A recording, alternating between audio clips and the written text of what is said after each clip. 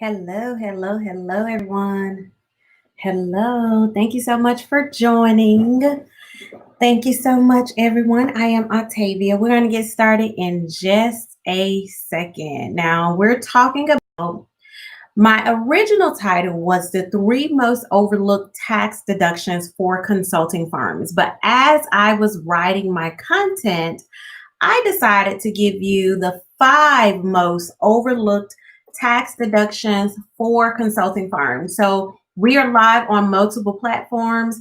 You all let me know if you all can hear me. Thank you so much for joining. We're on Instagram and Facebook. I see a couple of people have joined. So thank you all very much. Like I said, we're going to talk about the five most overlooked tax deductions for consulting firms. So you want to make sure that you have a pen and a piece of paper, or that you come back and you watch this again. Now, before I deep dive into the tax deductions, allow me to introduce myself, because I'll start talking and forget all about telling you who I am.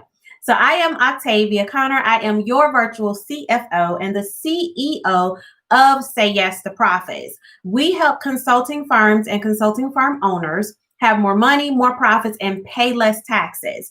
Now, typically, our clients grow between 30% and 350% within 12 months and save over 60% on their taxes. Now, like I said, we're going to talk about the five most overlooked tax deductions. You want to make sure, because I always have to put a disclaimer, you want to make sure that you speak with your tax accountant about these tax deductions to see how and if you can use them, okay? And then you also want to make sure that if you do decide to use any of these tax deductions, that you have proof. Hello. Thank you all so much for joining. I see more people coming on. Thank you. Now, here's the thing. First and foremost, the IRS allows business owners to write off almost every expense that is both ordinary and necessary, okay? If you can prove that this expense is ordinary and necessary, proving it by having documentations, receipts, and any other source documents, more than likely you can write it off. Now, there's a caveat. Here's the thing. There's a caveat to everything that the IRS does. So you want to make sure, again, that you speak with your tax professional. Now, the caveat is that if it's a capital expense, you possibly may not be able to write it off. But if it's not a capital expense, you more than likely can write off the full amount. The tax deductions that I am going to provide you, you more than likely can write off the full amount. I picked them because in most cases, for most firms, they are 100% tax deductible. Okay. Now, like I said, I originally had three that I was going to give away, but then I figure I have more. So I'm going to give away five. Okay. So thank you all so much for joining. I see a couple of more people have came on. Thank you. So the first deduction. Now, this expense, this deduction, a lot of business owners don't even think about it. They don't even think that it's important. And as a consultant or consulting firm owner, it's highly important for you. So the first one is key man insurance. This is a full 100% tax deduction for business owners, okay? If the business takes out life insurance on the owners of the company, the business can save a huge amount when it's time to file their taxes with key man insurance. The key man insurance is for the key person of the business. So how does this work? If you are the consultant, the main consultant, if you are the owner of the business, and basically if something happens to you and the business cannot operate, you are the key man of the business. Your business can have key man life insurance on you. And then if something happens, the business will benefit from that insurance. They'll receive money. And as the business is paying on the insurance every month, it's tax deductible. It's 100% in most cases tax deductible. So the first overlooked tax deduction is key man insurance. Key man insurance, okay? Number two, the second one you've probably heard of, but you may or may not be using it correctly. So that's why I decided to include it. So the second one is vehicle expenses, right? If you use your car for business, in most cases, it is 100% tax deductible. Now, again, there's a caveat to this. If you use your car for business and personal, right, you must then use the expenses that are related to your mileage. Okay. You must divide your expenses based on actual mileage. And for 2020, the standard mileage rate is 57.5%. But if you use your car solely for business, you can actually decide if you want to use actual expenses or if you want to use the standard mileage rate. Now, I have some clients that specifically purchased a car in the business name for the business, and they use all of the expenses to upkeep the car as a tax deduction. So if you use it solely for business, then you can choose which one you want to use. And in most cases, if it's solely for business, using the actual expenses for the year, the actual cost as a tax deduction, in most cases will benefit you more. Now, you have to show proof. When you have vehicle expenses or a vehicle deduction, you must show proof, okay? But either way, if you decide to use the standard mileage rate, or you decide to use the actual expenses or costs for upkeeping the car, you can still have a tax deduction for your car that you account for on your taxes as far as interest, any taxes that you pay for the car, as well as toll. So either deduction that you use, either method rather, you can still account for any interest, any taxes, or any tolls, okay? Again, the key is documentation. Document, document, document. You're going to hear me say that a lot. Also, if you use the standard mileage rate, you want to make sure that you document your to and from for business. Now, here's the thing. Let's say you are going to a meeting for the day, right? But in the route to the meeting, you need to stop at your sister's house, right?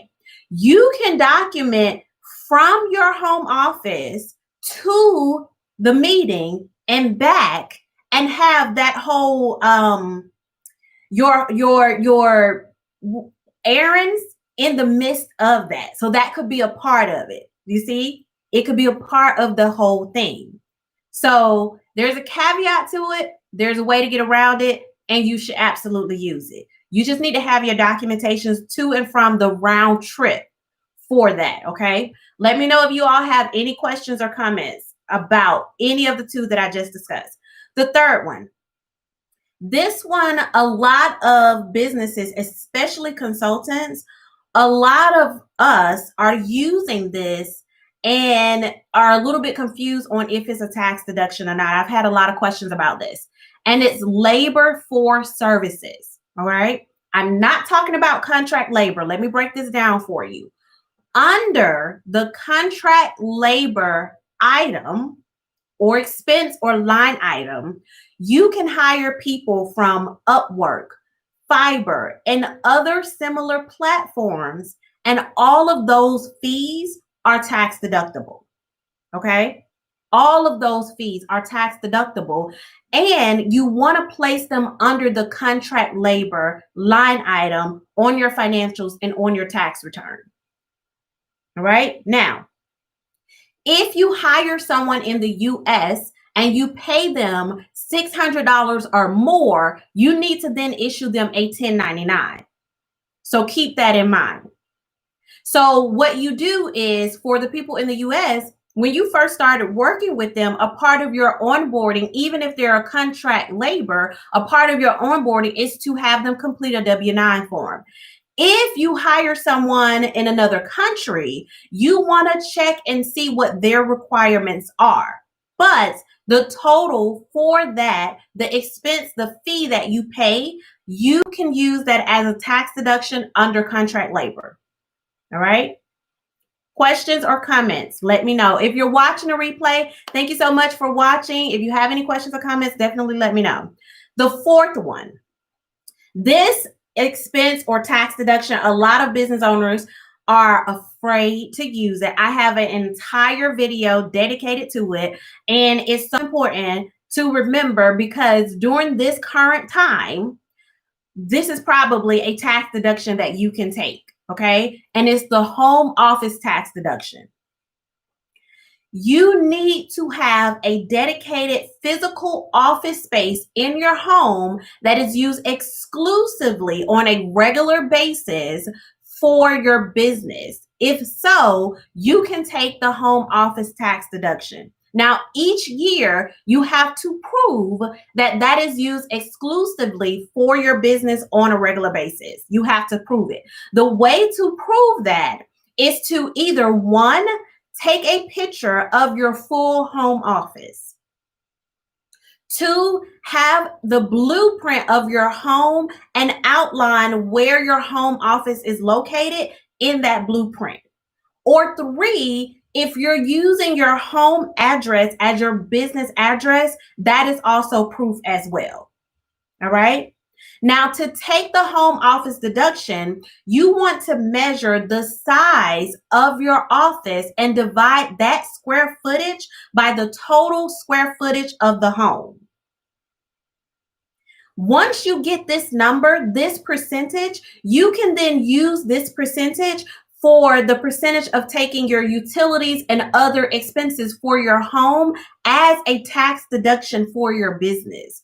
So the home office tax deduction opens up other deductions that you can take in your business by using the home office tax deduction, okay? Now there's a caveat. As I said, there's always a caveat. If you do not see clients in your home, there are certain deductions you cannot take. For example, every day I operate out of my home. This is my home office. The banner and everything. This is solely for Say Yes to Profits. But because I do not see clients here, I cannot take a tax deduction, on my business for lawn care services.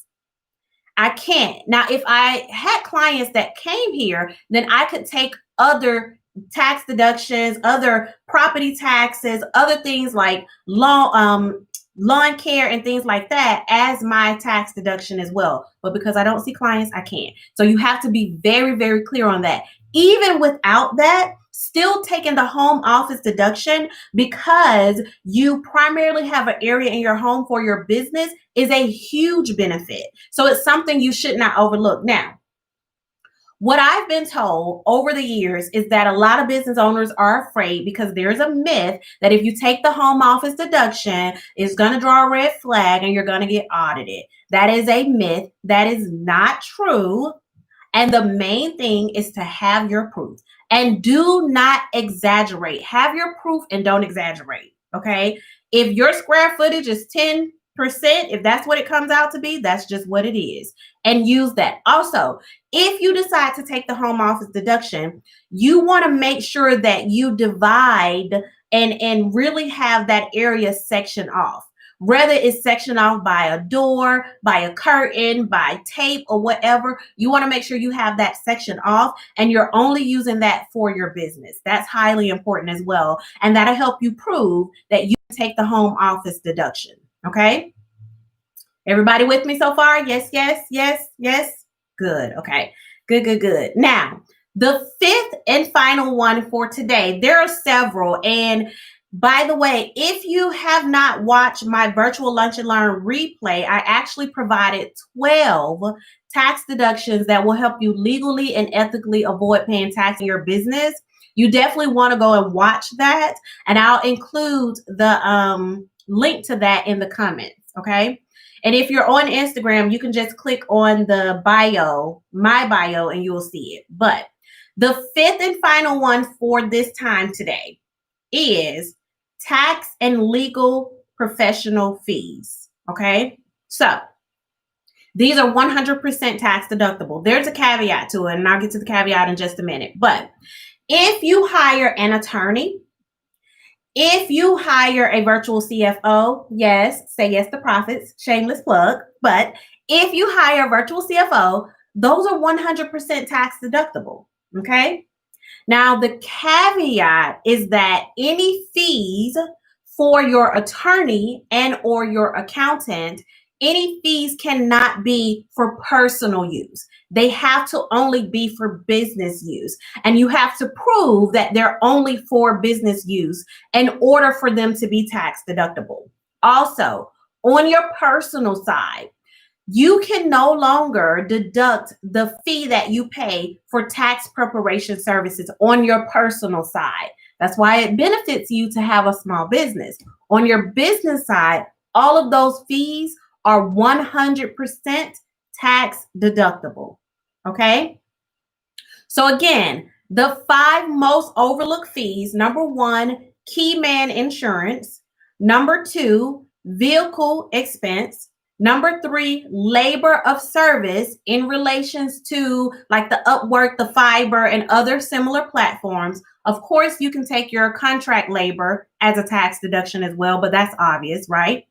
Number 4, home office tax deduction. And number 5, tax, accounting, and legal professional fees as a tax deduction. Those are your 5 most overlooked. If you have any questions or comments, definitely leave your questions and comments below, and I'll come back and I'll answer them. This is Octavia Conner, your virtual CFO. And as always, until next time, say yes to profits. Toodles, everyone. Bye. Now I just have to figure out how to end the live. Okay, there we go. Okay, bye, you all.